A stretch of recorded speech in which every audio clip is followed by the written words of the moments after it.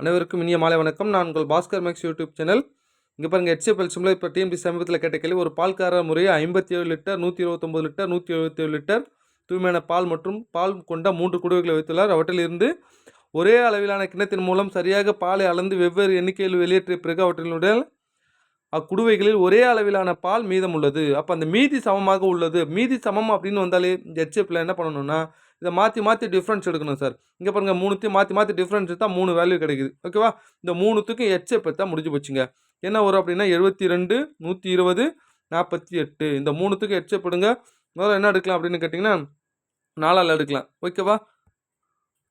4ஆல் எடுத்துள்ள டேரெக்டாக 12ஆலே எடுக்கலாம் பாருங்கள். இங்கே பாருங்கள், 6 12 72, 1 12 10 12 120, 4 12 48. மறுபடியும் 2ஆல் எடுக்கலாம் பாருங்கள்.